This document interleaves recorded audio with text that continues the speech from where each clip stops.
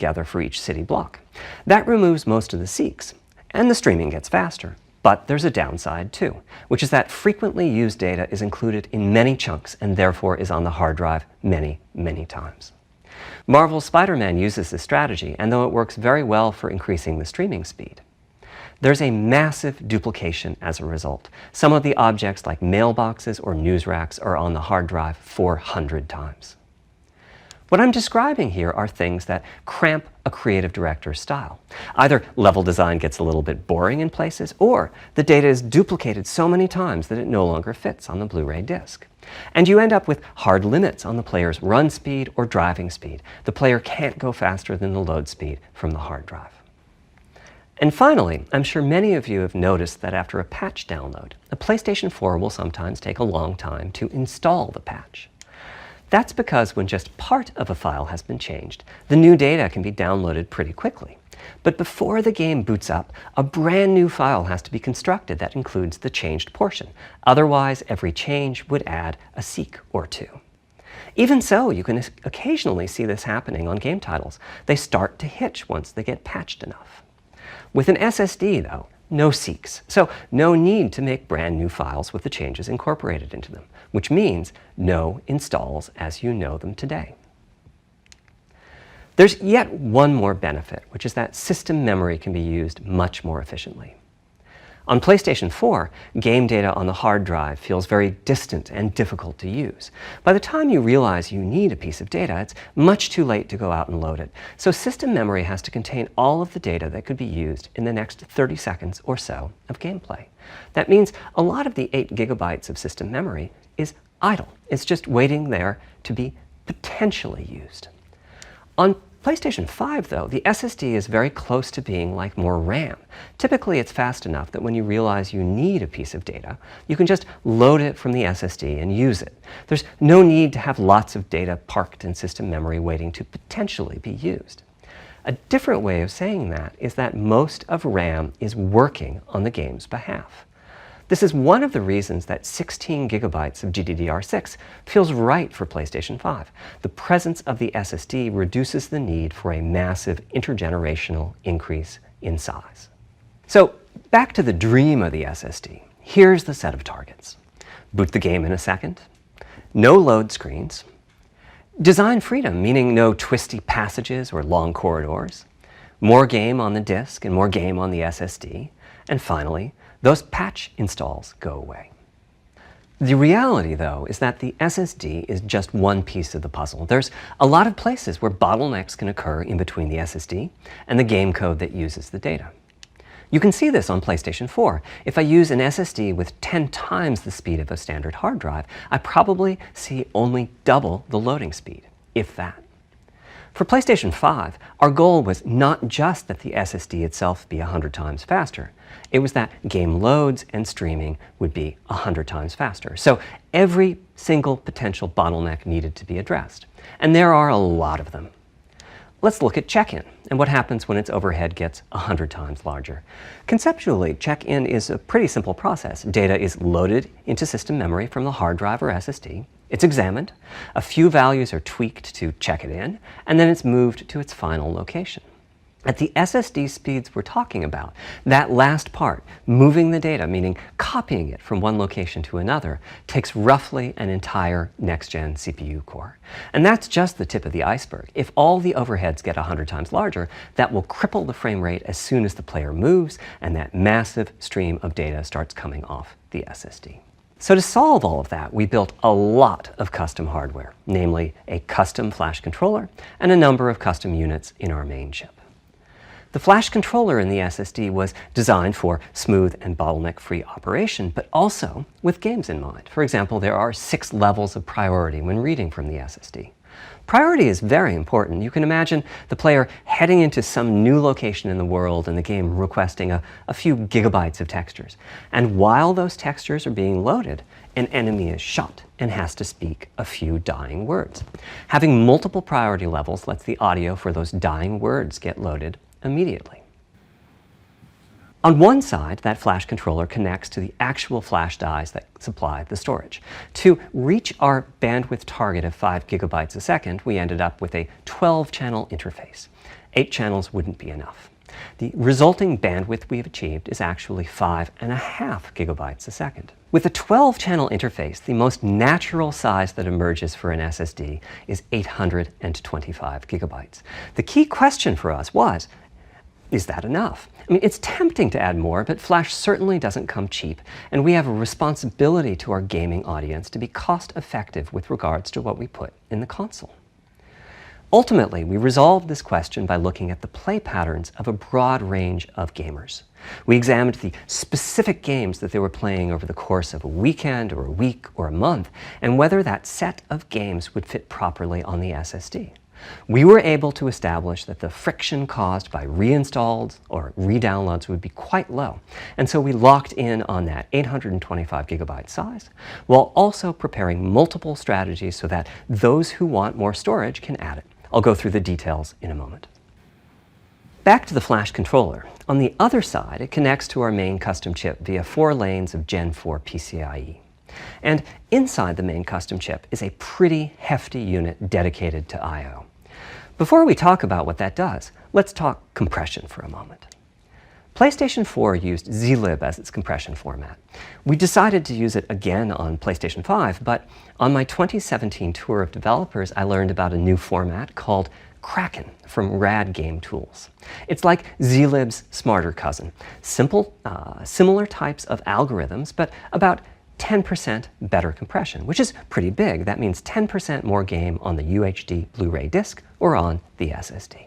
Kraken had only been out for a year, but it was already becoming a de facto industry standard. Half of the teams I talked to were either using it or getting ready to evaluate it.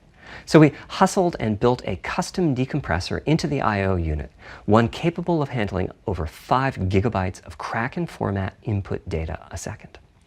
After decompression, that typically becomes 8 or 9 gigabytes, but the unit itself is capable of outputting as much as 22 gigabytes a second if the data happen to compress particularly well.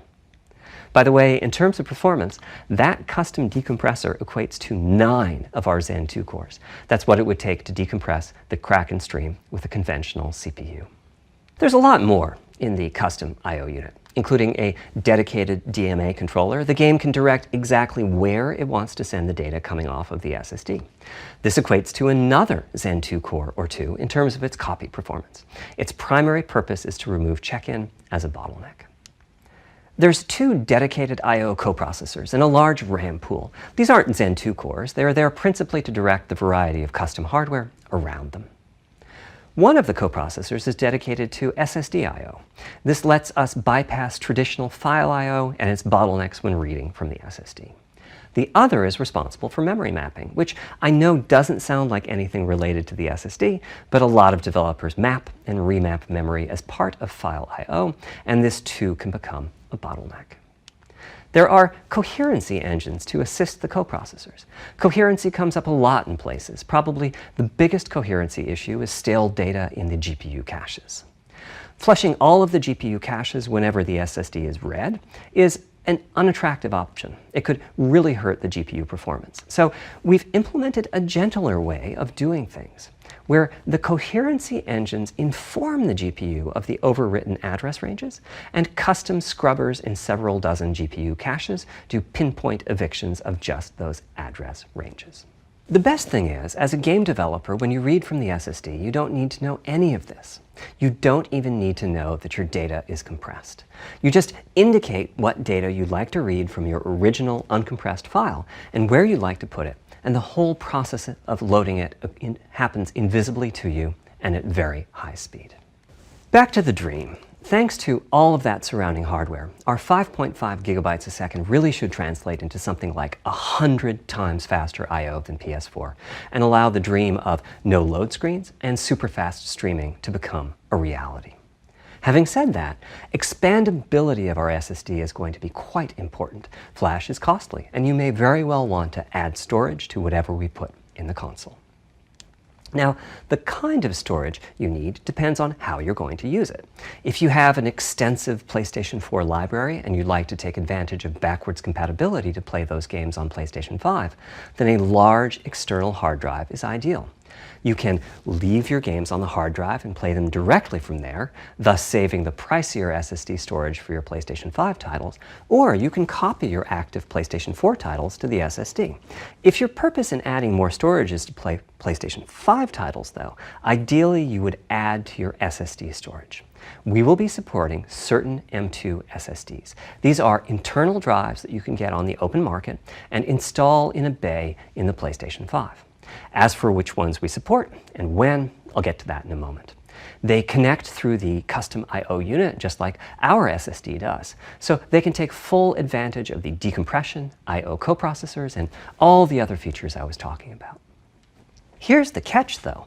That commercial drive has to be at least as fast as ours. Games that rely on the speed of our SSD need to work flawlessly with any M2 drive. When I gave the Wired interview last year, I said that the PlayStation 5 SSD was faster than anything available on PC.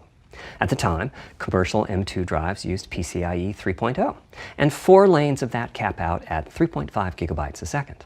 In other words, no PCIe 3.0 drive can hit the required spec.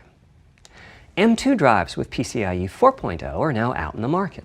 We're getting samples and seeing 4 or 5 gigabytes a second from them.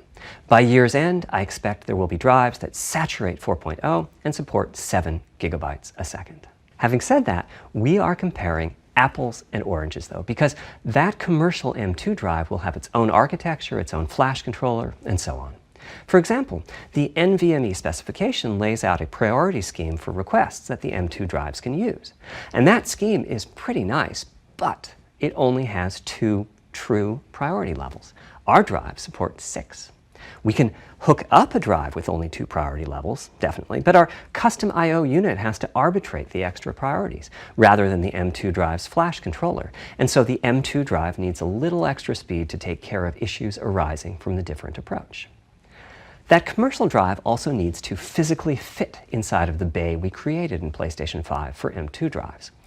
Unlike internal hard drives, there's unfortunately no standard for the height of an M2 drive, and some M2 drives have giant heat sinks. In fact, some of them even have their own fans. Right now, we're getting M2 drive samples and benchmarking them in various ways. When games hit beta as they get ready for the PlayStation 5 launch at year-end, we'll also be doing some compatibility testing to make sure that the architecture of particular M2 drives isn't too foreign for the games to handle.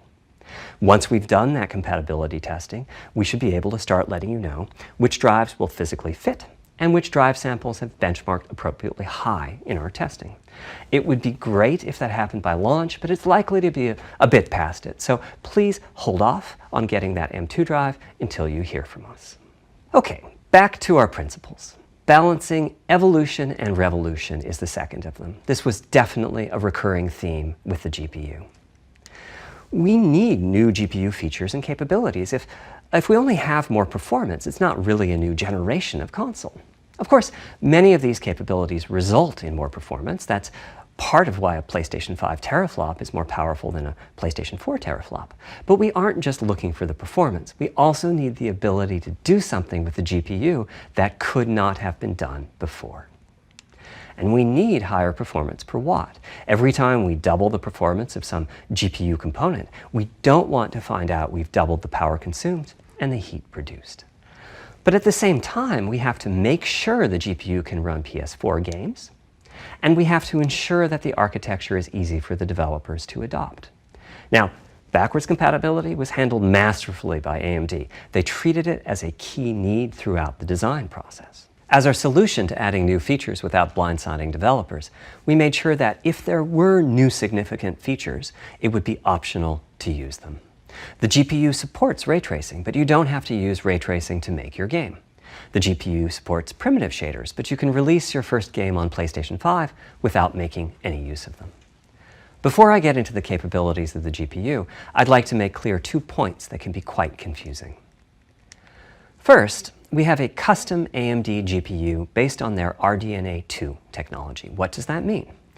AMD is continuously improving and revising their tech. For RDNA 2, their goals were, roughly speaking, to reduce power consumption by re-architecting the GPU to put data close to where it's needed, to optimize the GPU for performance, and to add a new, more advanced feature set.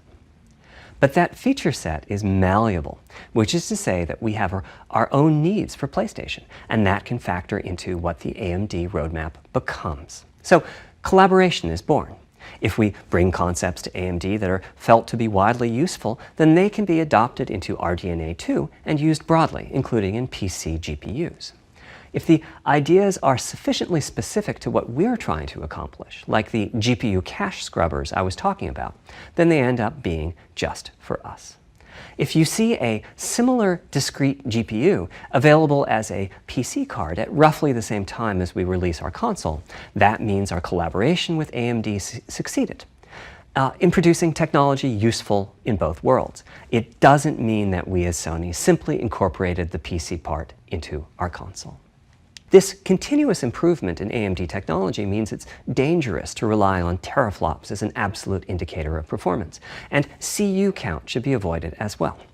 In the case of CPUs, we all understand this. The PlayStation 4 and PlayStation 5 each have 8 CPUs, but we never think that meant the capabilities and performance are equal. It's the same for CUs. For one thing, they've been getting much larger over time. Adding new features means adding lots of transistors. In fact, the transistor count for a PlayStation 5 CU is 62% larger than the transistor count for a PlayStation 4 CU. Second, the PlayStation 5 GPU is backwards compatible with PlayStation 4. What does that mean? One way you can achieve backwards compatibility is to put the previous console's chipset in the new console, like we did with some PlayStation 3s, but that's of course extremely expensive. A better way is to incorporate any differences in the previous console's logic into the new console's custom chips, meaning that even as the technology evolves, the logic and feature set that PlayStation 4 and PlayStation 4 Pro titles rely on is still available in backwards compatibility modes.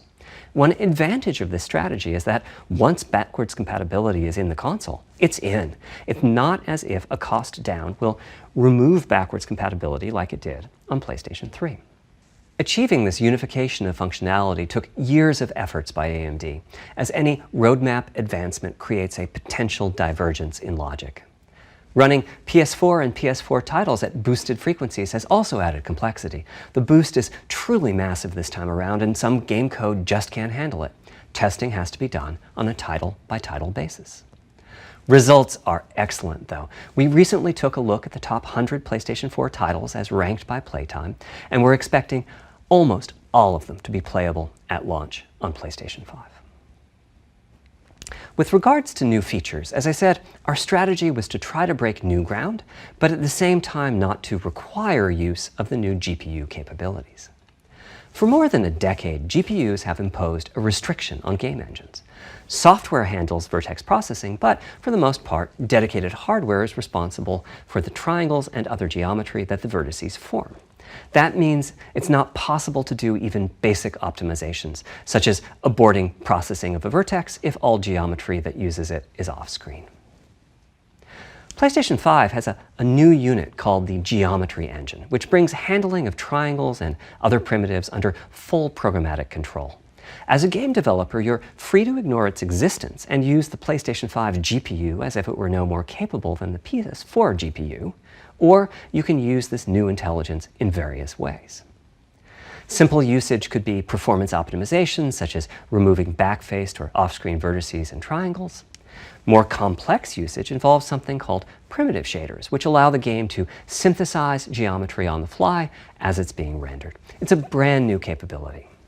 Using primitive shaders on PlayStation 5 will allow for a broad variety of techniques, including smoothly varying level of detail, addition of procedural detail to close-up objects, and improvements to particle effects and other visual special effects.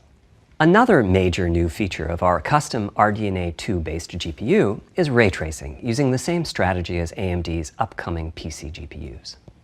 The CUs contain a new specialized unit called the intersection engine, which can calculate the intersection of rays with boxes and triangles.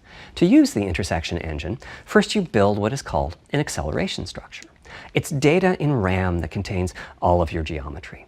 There's a specific set of formats you can use. They're variations on the same BVH concept. Then, in your shader program, you use a new instruction that asks the intersection engine to check a ray against the BVH. While the intersection engine is processing the requested ray triangle or ray box intersections, the shaders are free to do other work. Having said that, the ray tracing instruction is pretty memory intensive, so it's a good mix with logic-heavy code. There's of course no need to use ray tracing. PS4 graphics engines will run just fine on PlayStation 5. But it presents an opportunity for those interested. I'm thinking it'll take less than 1 million rays a second to have a big impact on audio. That should be enough for audio occlusion and some reverb calculations. With a bit more of the GPU invested in ray tracing, it should be possible to do some very nice global illumination. Having said that, adding ray-traced shadows and reflections to a traditional graphics engine could easily take hundreds of millions of rays a second, and full ray tracing could take billions. How far can we go? I'm starting to get quite bullish. I've already seen a PlayStation 5 title that's successfully using ray tracing-based reflections in complex animated scenes with only modest costs. Another set of issues for the GPU involved size and frequency. How big do we make the GPU, and what frequency do we run it at? This is a balancing act. The chip has a cost, and there's a cost for whatever we use to supply that chip with power and to cool it. In general, I like running the GPU at higher frequency. Let me show you why. Here's 2 possible configurations for a GPU roughly of the level of the PlayStation 4 Pro. This is a thought experiment. Don't take these configurations too seriously. If you just calculate teraflops, you get the same number. But actually, the performance is noticeably different because teraflops is defined as the computational capability of the vector ALU. That's just one part of the GPU. There are a lot of other units. And those other units all run faster when the GPU frequency is higher. At 33% higher frequency, rasterization goes 33% faster. Processing the command buffer goes that much faster. The L2 and other caches have that much higher bandwidth, and so on. About the only downside is that system memory is 33% further away in terms of cycles. But the large number of benefits more than counterbalance that. As a friend of mine says, a rising tide lifts all boats. Also, it's easier to fully use 36 CUs in parallel than it is to fully use 48 CUs. When triangles are small, it's much harder to fill all those CUs with useful work.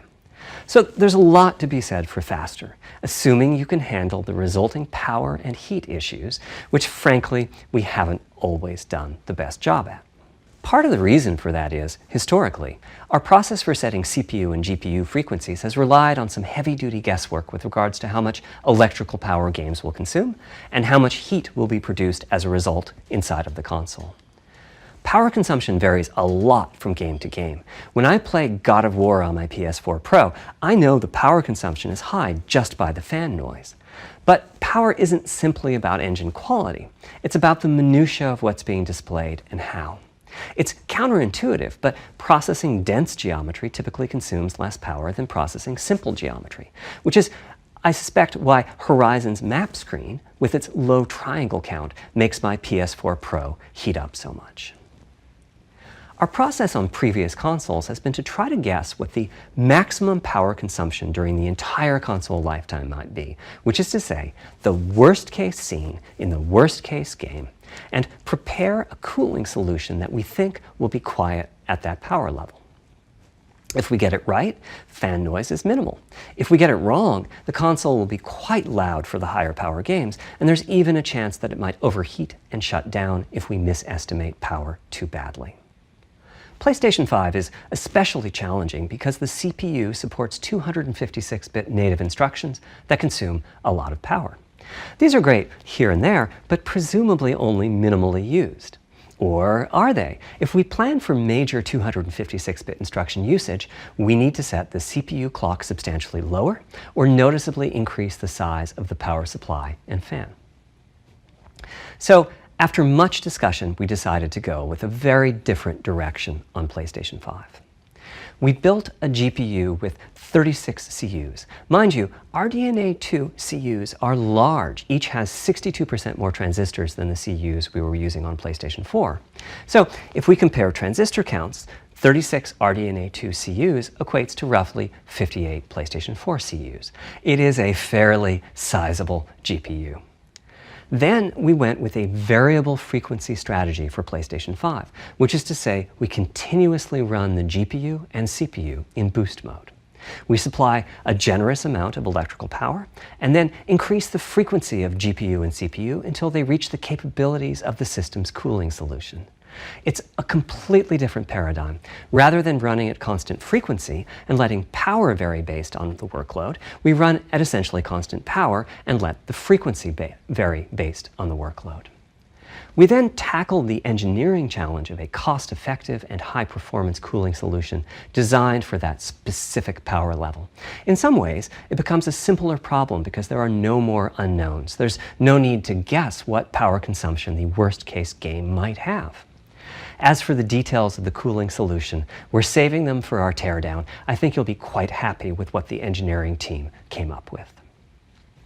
So, how fast can we run the GPU and CPU with this strategy?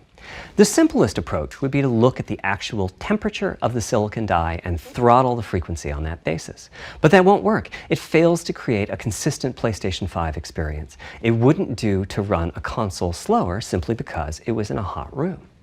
So rather than look at the actual temperature of the silicon die, we look at the activities that the GPU and CPU are performing and set the frequencies on that basis, which makes everything deterministic and repeatable. While we're at it, we also use AMD's Smart Shift technology and send any unused power from the CPU to the GPU so it can squeeze out a few more pixels. The benefits of this strategy are quite large. Running a GPU at 2 GHz was looking like an unreachable target with the old fixed frequency strategy. With this new paradigm, we're able to run way over that. In fact, we have to cap the GPU frequency at 2.23 GHz so that we can guarantee that the on-chip logic operates properly. 36 CUs at 2.23 GHz is 10.3 teraflops, and we expect the GPU to spend most of its time at or close to that frequency and performance. Similarly, running the CPU at 3 GHz was causing headaches with the old strategy. But now we can run it as high as 3.5 GHz. In fact, it spends most of its time at that frequency. That doesn't mean all games will be running at 2.23 GHz and 3.5 GHz. When that worst-case game arrives, it will run at a lower clock speed, but not too much lower. To reduce power by 10%, it only takes a couple of percent reduction in frequency, so I'd expect any downclocking to be pretty minor. All things considered, the change to a variable frequency approach will show significant gains for PlayStation gamers. The final of our 3 principles was about finding new dreams. It's important for us on the hardware team to find new ways to expand or deepen gaming, and that's what led us to a focus on 3D audio. As players, we experience the game through the visuals, through audio, and through the feedback we receive from the controller, such as rumble or haptics. Personally, I feel a game is just dead without audio. Visuals are, of course, important, but the impact of audio is huge as well. At the same time, the audio team on a game project has to do a lot with a little. For example, on PlayStation 4, there's fierce competition for the Jaguar CPU cores. Audio typically ends up getting just a fraction of a core. That's not much of a computational resource, particularly when you consider that the visuals run at 30 or 60 frames a second, but audio processing needs to happen at almost 200 times a second.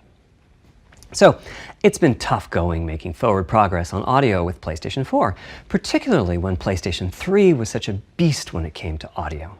The SPUs in Cell were almost a perfect device for audio rendering. Simple pipelined algorithms could really take advantage of asynchronous DMA and frequently reached 100% utilization of the floating point unit. There's unfortunately nothing comparable on PlayStation 4. Probably the most dramatic progress in the PlayStation 4 generation has been with virtual reality. The PSVR hardware has its own audio unit. It supports about 50 pretty decent 3D sound sources. And this provided a hint as to where we could go with audio, as well as some valuable experience. Not to oversimplify, but here were our goals for audio on PlayStation 5. The first goal was great audio for everyone, not just VR users or soundbar owners or headphone users. That meant audio had to be part of the console. It couldn't be a peripheral. The second goal was to support hundreds of sound sources. We didn't want developers to have to pick and choose what sounds would get 3D effects and which wouldn't. We wanted every sound in the game to have dimensionality. And finally, we wanted to really take on the challenges of presence and locality. Now, when we say presence, we mean the feeling that you're actually there. You've entered the matrix. It's not, of course, something we thought we could perfectly achieve, but the idea was that if we stopped using just a rain sound and instead used lots of 3D audio sources for raindrops hitting the ground at all sorts of locations around you, then at some point your brain would take a leap and you'd begin to have this feeling of real presence inside the virtual world of the game. This has the capacity to affect your appreciation of the game, just like music in a game does. The concept of locality is simpler. It's just your sense of where the audio is coming from, to the right of you, behind you, above you. This can immerse you further in the game, and it can also directly enhance the gameplay. To use Dead Space as an example, I know, old school, you're fighting enemies in fairly dark, spooky locations. Back in the day, if you played the game using the TV speakers, you could tell that there was one last enemy growling and hunting you down, but it was difficult to tell quite where that enemy was. With headphones, you could tell that the enemy was somewhere on the right, which let you deduce, if you couldn't see it, that it must be somewhere behind and to your right. But with 3D audio with good locality, the idea is you know the enemy is precisely there, and you turn and you take it out. So, how do we know where a sound is coming from in the first place? Well, all those bumps and folds in the ear have a meaning, evolutionarily speaking. Based on what direction the sound is coming from, sound waves bounce around inside the ear, there's some constructive and destructive interference, and the result is a change in volume. The phase of the sound also shifts, depending on what path the sound wave took to reach the ear canal. These volume changes and phase shifts are different for each direction and also vary depending on the frequency of the sound. Head size and head shape also impact the sound in a similar fashion. The way that the sound changes, based on direction and frequency, can be encoded in a table called the Head-Related Transfer Function, or HRTF. Here's part of one. The vertical axis is the frequency. The horizontal axis is the direction, front, back, left, right, and the color gives the degree of attenuation of the sound at that frequency. The HRTF is as unique to an individual as a fingerprint is. In fact, you're looking at mine right now. Here's how we measure an HRTF. We've taken hundreds of people through this process. We put a microphone in the subject's left and right ear canals, and then sit the subject down in the middle of an array of 22 speakers.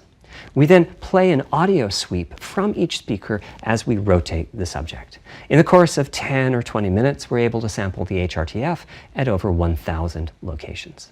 Using an HRTF when rendering audio creates unparalleled quality, but it's computationally expensive. The simplest way to use an HRTF is to process a sound source to make it appear as if it's coming from one of those 1,000 locations we sample. Unfortunately, the processing has to be done in frequency domain rather than time domain, so there's multiple fast Fourier transforms needed for every sound source for every audio tick. That's a lot of multiplies. This computational complexity was the determining factor for our strategy. It meant we had to bite the bullet and design and build a custom hardware unit for 3D audio. Collectively, we're referring to the hardware unit and the proprietary algorithms we run on it as Tempest 3D Audio Tech. The meaning of 3D audio and technology should be pretty obvious here. As for Tempest, I feel it really reflects our goals with audio. It suggests a certain intensity of experience and also hints at your presence within it. We're calling the hardware unit that we built the Tempest engine. It's based on AMD's GPU technology. We modified a compute unit in such a way as to make it very close to the SPUs in PlayStation 3. Remember when I said that they were ideal for audio? So the Tempest engine has no caches, just like an SPU. All data access is via DMA, just like an SPU. Our target was that it would have more power than a CPU, thanks to the parallelism that a GPU can achieve, and that it would be more efficient than our GPU, thanks to the SPU-like architecture. The goal being to make possible near 100% utilization of the CU's vector units. Where we ended up is a unit with roughly the same SIMD power and bandwidth as all 8 Jaguar cores in the PlayStation 4 combined. If we were to use the same algorithms as PSVR, that's enough for something like 5,000 sound sources. But of course, we want to use more complex algorithms, and we don't need anything like that number of sounds. It would have been wonderful if a simpler strategy, such as using Dolby Atmos peripherals, could have achieved our goals, but we wanted 3D audio for all, not just those with licensed soundbars or the like. Also, we wanted many hundreds of sound sources, not just the 32 that Atmos supports. And finally, we wanted to be able to throw an overwhelming amount of processing power at the problem, and it wasn't clear what any peripheral might have inside of it. In fact, with the Tempest engine, we've even got enough power that we can allocate some to the games, to the extent that games want to make use of convolution reverb and other algorithms that are either computationally expensive or need high bandwidth. But the primary purpose of the Tempest engine remains 3D audio. Now, 3D audio is a major academic research topic. It's safe to say that no one in the world has all of the answers. And the set of algorithms that has to be invented, tuned, or implemented to realize our vision for 3D audio is immense. For example, use of HRTFs in games is quite complex. Before, I talked about making a sound source appear as if it's coming from one of those 1,000 HRTF sample locations. But for high-quality 3D game audio, we have to handle other possibilities. The sound source might not be at one of the 1,000 HRTF sample locations, so we have to blend the HRTF data from the closest locations that we have sampled. The sound source might be moving, which needs very special handling as that blend keeps changing, and that can cause phase artifacts in the resulting audio. Or the sound source might have a size to it, meaning it should feel as if it's coming from an area rather than a single point. There's also whole categories of approaches to be handled. 3D audio can be implemented using individual processing of 3D sound sources. But alternatively, ambisonics can be used for 3D audio. Ambisonics being somewhat like the spherical harmonics used in computer graphics. And finally, there's audio devices. The player might be using headphones or TV speakers, or have a higher-end surround sound setup with 6 or more speakers, all of which need different approaches. That's a lot of variations. It's nice to have the computational resources of the Tempest engine, but it's clear that achieving our ultimate goals with 3D audio is going to be a multi-year, step-by-step process. Having said that, headphone audio implementation is largely complete at this time. It was a natural place for us to start. With headphones, we control exactly what each ear hears, and therefore the algorithmic development and implementation are more straightforward. For TV speakers and stereo speakers, we're in the process of implementing virtual surround sound. The idea being that if you're sitting in a sweet spot in front of the TV, then the sound can be made to feel as if it's coming from any direction, even behind you. Virtual surround sound has a lot in common with 3D audio on headphones, but it's more complex because the left ear can hear the right speaker and vice versa. We have a basic implementation of virtual surround sound up and running. We're now looking at increasing the size of that sweet spot, which is to say, making the area you need to be in to feel the 3D effect larger, and we're also working to boost the sense of locality. Headphone audio is the current gold standard for 3D audio on PlayStation 5, but we're going to see what we can do to bring virtual surround sound to a similar level, after which we'll start in on setups with more speakers, such as 6-channel surround sound. It's now to the point where some of the PlayStation 5 games in development are extensively using these systems. One of the game demos allows you to toggle between conventional PlayStation 4-style stereo audio and our new 3D audio. I listened with just an ordinary pair of over-the-ear headphones, and wow, I could feel a difference. 3D audio has that dimensional feel to it. Conventional stereo audio feels smashed flat by comparison. The improvement is obvious. So, a big advancement, but have I entered the matrix? Does my brain believe I'm really there? Like I was talking about earlier when I explained our target of presence. Well, the answer is no, but you've probably caught on to what's missing here, namely whose HRTF was being used. It wasn't mine, it was the default HRTF. The audio team analyzed the hundreds that they measured and chose the one they felt was the closest fit to the total game-playing audience. This shows a piece of the default HRTF on the left and my HRTF on the right. You can see that the general features are much the same, but the details are quite different. With the default HRTF, as I said, the 3D audio sounds pretty great. When I use my HRTF, though, the audio reaches a higher level of realism, which is to say that when using headphones and my HRTF, I occasionally get fooled and even think a sound is coming from the real world when it's actually coming from the game.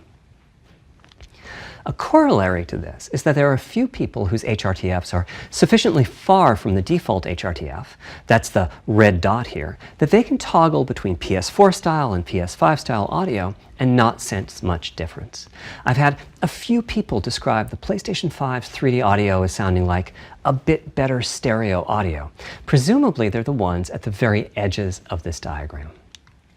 Which means what HRTF you're using is key. I'd like everyone to be able to experience what I'm experiencing, but obviously it's not possible to measure the HRTF of every PlayStation user. That means HRTF selection and synthesis are going to be big topics going forward as the Tempest technology matures. At PlayStation 5 launch, we'll be offering a choice of 5 HRTFs. There's a simple test where you pick the one that gives you the best locality. That's just the first step, though. This is an open-ended research topic. Maybe you'll be sending us a photo of your ear and we'll choose a neural network to pick the closest HRTF in our library. Maybe you'll be sending us a video of your ears and your head and we'll make a 3D model of them and synthesize the HRTF. Maybe you'll play an audio game to tune your HRTF. We'll be subtly changing it as you play and home in on the HRTF that gives you the highest score, meaning that it matches you the best. This is a journey we'll all be taking together over the next few years. Ultimately, we're committing to enabling everyone to experience that next level of realism. Hopefully, I've been able to illustrate a bit about our design and decision-making process today and why PlayStation 5 has the feature set that it does. Now comes the fun part. We get to see how the development community takes advantage of that feature set. I'm hoping for the completely unexpected. Will it come from audio, ray tracing, the capabilities of the SSD, or something else? I guess we'll find out soon enough. Thank you for your time today.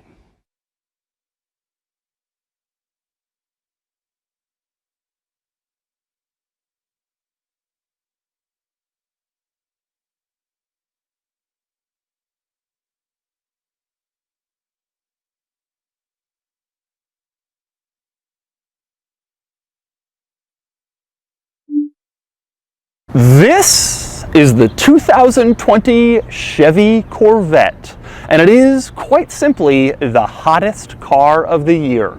I have never